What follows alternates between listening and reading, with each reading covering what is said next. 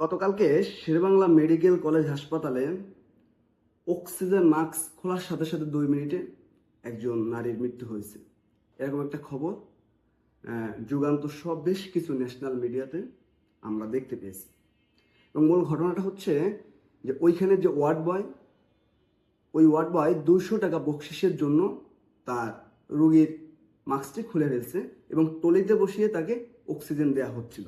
মোটামুটি আপনারা সবাই জানেন এই ঘটনাটা। এখন মূল আলাপটা হচ্ছে যে একজন ওয়ার্ড বয় সে কেন অক্সিজেন মাস্ক খুলবে, বা এই যে ওয়ার্ড বয় সোহেল নামে যে ব্যক্তি তাকে কিন্তু সম্পূর্ণরূপে দোষারোপ করা হচ্ছে এই ঘটনার জন্য। হ্যাঁ, অবশ্যই সে দোষী। তো আমরা যদি একটু এই বিষয়টাকে একটু অন্যভাবে, অন্য চোখে, অন্য নজরে যদি একটু চিন্তা করি, দেখেন আমার সাথে আপনার চিন্তা ভাবনা মেলে কিনা। আমরা যদি প্রথমেই আসি যে একটি ওয়ার্ডে রোগীদের যাবতীয় যে চিকিৎসা সংক্রান্ত যে কাজ, যেমন এই অক্সিজেন মাস্কের কথাই যদি বলি, সর্বপ্রথম এই কাজটা কিন্তু একজন নার্সের।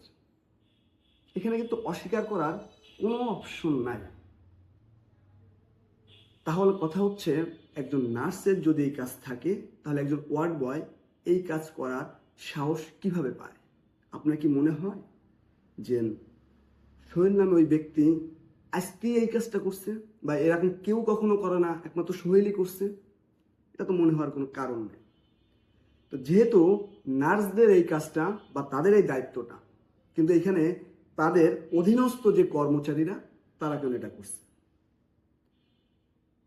সর্বপ্রথম কথা হচ্ছে নার্সদের কিন্তু কোনো প্রকার কোনো প্রশাসনিক পাওয়ার নাই, বা প্রশাসনিক কোনো ক্ষমতাই তারা প্রয়োগ করতে পারে না কিন্তু হাসপাতালে। এখন যার কারণে কি হলো, এই যে ওয়ার্ড বয় যারা আছে তাদেরকে কিন্তু আমাদের স্বাস্থ্যের একটা যারা প্রফেশনাল আধিপত্য বিস্তার করে, তাদের অনেকেই কিন্তু এই ওয়ার্ড বয়কে কিন্তু ইনডাইরেক্টলি ভাবে কিন্তু তাদেরকে এই সকল কাজ করার জন্য, চিকিৎসার গুরুত্বপূর্ণ কাজ করার জন্য, বা নার্সদের যে গুরুত্বপূর্ণ দায়িত্ব, এই দায়িত্বগুলো পালন করার জন্য কিন্তু তাদেরকে উৎসাহ যোগায় এবং তাদেরকে কিন্তু অ্যাক্সেস দেওয়া হচ্ছে। আপনার মনে এখন প্রশ্ন আসতে পারে, ভাই কি আবোল তাবোল বলতেছেন আপনি? মানে ওয়ার্ড বয়দেরকে কারা অ্যাক্সেস দিবে বা কারা উৎসাহ দেবে এইসব নার্সদের গুরুত্বপূর্ণ কাজ করার জন্য? চলেন একটু দেখি। যে কোনো ডাক্তারের থেকে এই কাজটায় বেশি অভিজ্ঞ, এবং এটা খুব সিম্পল একটা ম্যানুয়াল কাজ। ম্যানুয়াল কাজের জন্য ট্রেনিংটা সবচেয়ে ইম্পর্টেন্ট, যেটা যে কোনো জুনিয়র ডাক্তারদের থেকে তারা বেশি অভিজ্ঞ এবং বেশি নিরাপদ। আমি কিন্তু আমার যদি অ্যাঞ্জিওগ্রাম হয়, আমার শীত খোলার সময়ের জন্য কিন্তু আমি কিন্তু একজন ডাক্তারের থেকে ওকে বলবো ও খুললে পরে আমি নিরাপদে ও খুলতে পারবো।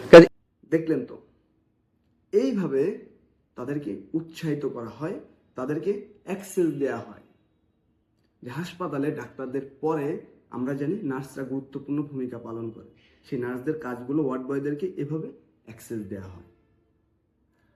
এখন ঘটনা হচ্ছে, আমরা যদি একটু চিন্তা করি যে দেখেন, নার্সদের যদি প্রশাসনিক পাওয়ার থাকতো, তাহলে কিন্তু এই ওয়ার্ড বয়রা কিন্তু নার্সদের কাজ কিন্তু তারা করার সাহস পাইতো না, কখনোই পাইতো না।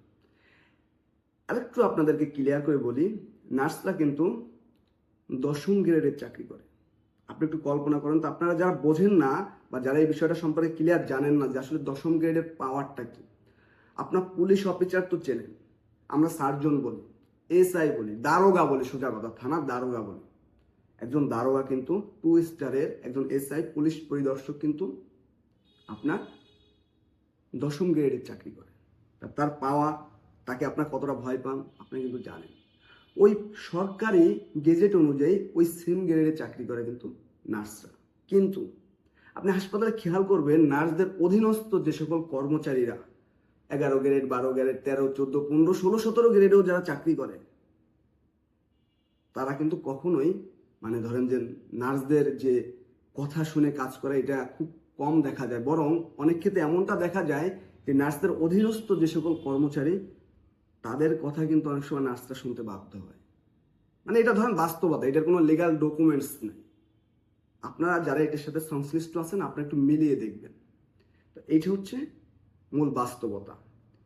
তা আমি যদি আপনাদেরকে সর্বোপরি টোটাল একটা ক্লিয়ারেন্স যদি আপনাদেরকে বলি, যদি এভাবে বলি যে মেহেন্দিগঞ্জের যে দীপালি নামে যে নারী অক্সিজেনের জন্য মৃত্যু হলো তার,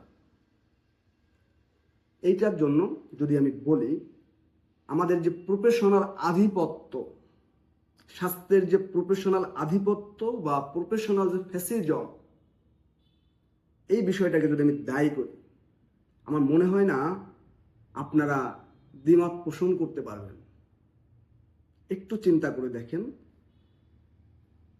অক্সিজেনের অভাবে যে নারীর মৃত্যু হয়েছে তার জন্য সোহেল যেভাবে দায়ী, ওই হাসপাতালের ওয়ার্ড বয় বা কর্মচারী যেই হোক না কেন সে যেভাবে দায়ী, একইভাবে যদি আমি বলি যে এইটার জন্য আমাদের স্বাস্থ্যের যে প্রফেশনাল আধিপত্য বা প্রফেশনাল ফ্যাসিজম, এটাও সমানভাবেই দায়ী।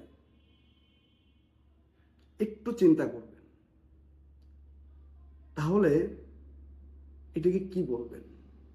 আমরা কি কখনো এই জায়গাটা থেকে বের হতে পারবো? এবং স্বাস্থ্যক্ষেত্রকে বা স্বাস্থ্য সেবাকে যদি আমাদের উন্নত করতে হয়, আমি নিশ্চিতভাবে বলতে পারি, আমি আপনাকে 100টা পয়েন্ট দেখিয়ে দিতে পারি যে স্বাস্থ্যের যে প্রফেশনাল যে ফ্যাসিজম চলতেছে, এই প্রফেশনাল ফ্যাসিজম থেকে আমাদের বের হতে হবে, প্রফেশনাল আধিপত্যকে ভাঙতে হবে। তাহলে স্বাস্থ্যসেবাটা অনেক সহজ হয়ে যাবে। এটা ক্লিয়ারলি একটা জায়গাতে আমরা পৌঁছে যেতে পারবো। আর এই যে দীপালির মতো ঘটনা সারা বাংলাদেশে প্রতিদিন অনেক ঘটে। হয়তো আমাদের কাছে 2-4টে খবর আসে, ম্যাক্সিমাম খবরই হয়তো আমাদের কাছে আসে না, বা খবরের কাগজে ছাপা হয় না, বা সংবাদকর্মীদের কাছে সেই তথ্যগুলো পৌঁছায় না। আমরা আশা করব যে কোনো কিছু যেহেতু চিরস্থায়ী না, হয়তো বা আজ হোক, কাল হোক, 10 বছর পরে হোক, 50 বছর পরে হোক, স্বাস্থ্যসেবার, স্বাস্থ্যক্ষেত্রের এই ফ্যাসিজম, এই আধিপত্য, প্রফেশনাল ফ্যাসিজম, এগুলো একটা সময় ভেঙে যাবে। সেই প্রত্যাশা রেখেই শেষ করছি।